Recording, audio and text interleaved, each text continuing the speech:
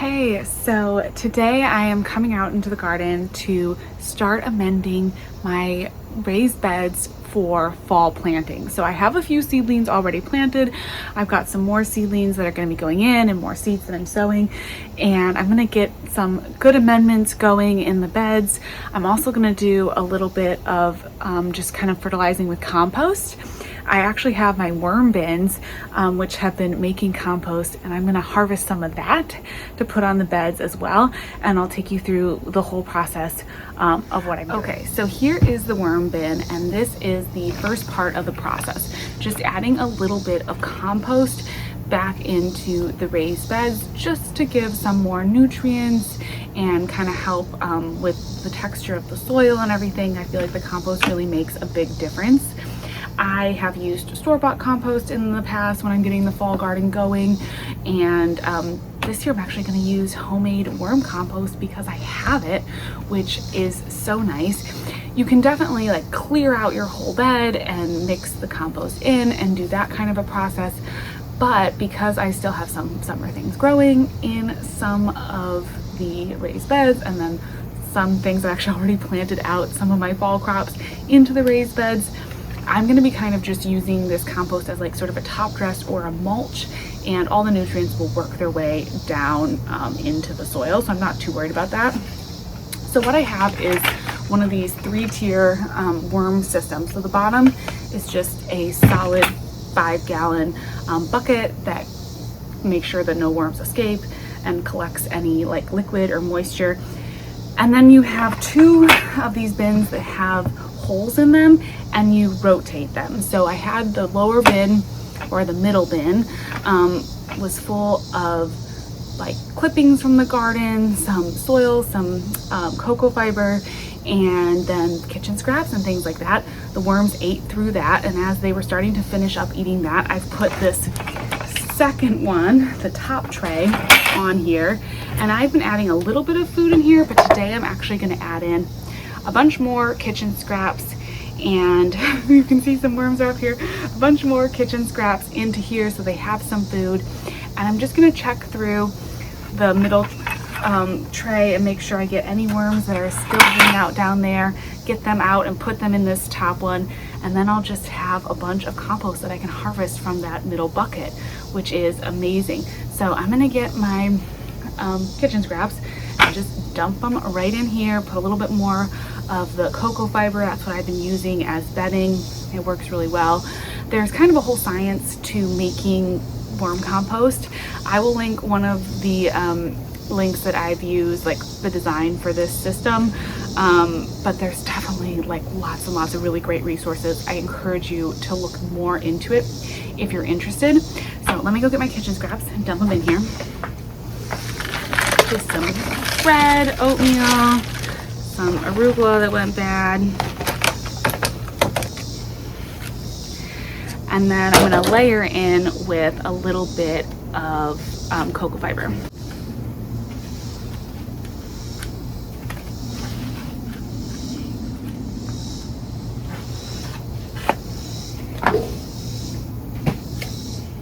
In my limited understanding of worm composting, it's just like any other composting where you have to have mixes of browns and greens and that whole thing. Again, I'll link a couple things down below with more resources. Okay, so now that they've got food up there, I'm just gonna go through this middle tray, which has all of the compost, and just make sure that there's no worms left in here. I just put on some gloves and just sort of sort through it, and I find that that works really well to just make sure that nobody's left inside.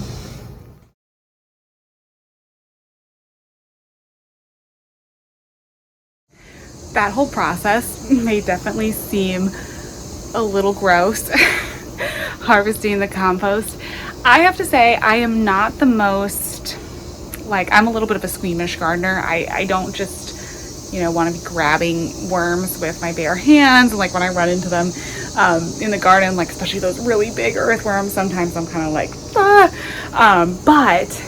when you put on the gloves and the more you do it, like you totally get used to it. It's one of those kind of things. So if you're on the edge, give it a try. Maybe it's really not, it's not as bad once you get into it.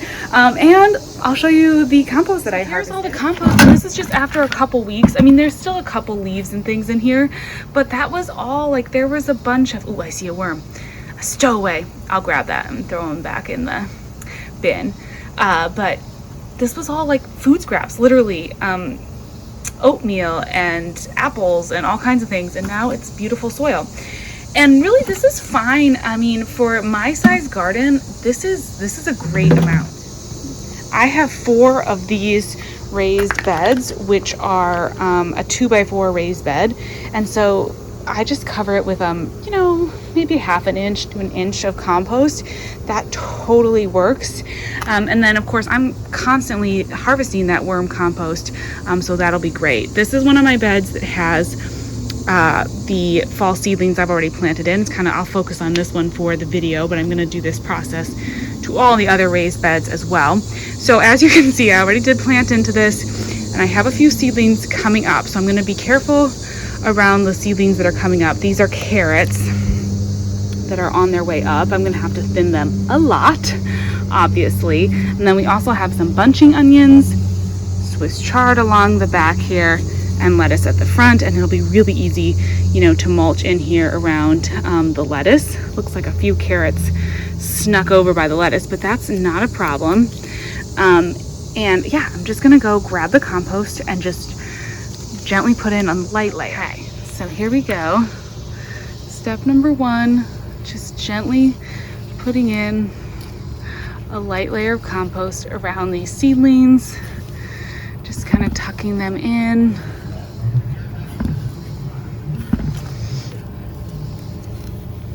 That'll be really great. I'm gonna be careful, of course, around the baby carrots. You know, it would have been ideal, right, for me to have done this before I planted, but I wanted to kind of show you that even if you haven't done this process yet and you've started to plant in your fall seedlings, it's not too late. So I'm just gonna go ahead and get all that compost in. All right, so that like gallon or so of compost was enough to do 1 full raised bed here, and then I just lightly went around some of the other, I have a few other seedlings planted in a couple of other beds, and I just lightly top dressed around those. I will probably come back in with more compost in a couple weeks once the worms have done their thing and made more compost, and continue to really amend those other beds. But I really don't have much going on. I just have some kale, some collards, and some mustards, greens growing in those other raised beds. So I just gave them a light top dress, and then I'll continue to focus more on them. Now I'm going to add in a few actual fertilizers into these beds. Again, it would be ideal if I could work these into the soil more, but I'm just gonna do the best I can, put them down and scratch them into the surface, being careful around the seedlings, and then watering them in super deeply so that these little seedlings and these fall plants have some nutrients continuing on. So what I'm going to use is this raised bed fertilizer. I got this from True Organic. They actually sent this to me, but I have been loving their products.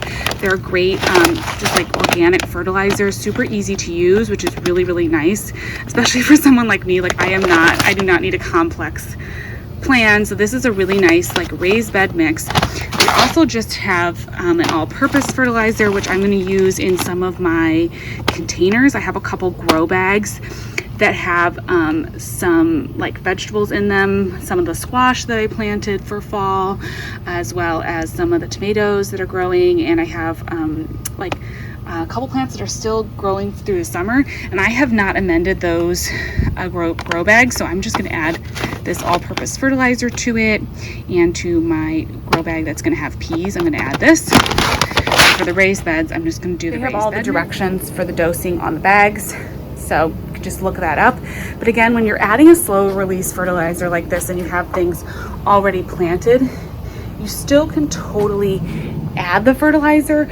You just need to scratch it into the surface a little bit and then really water deeply.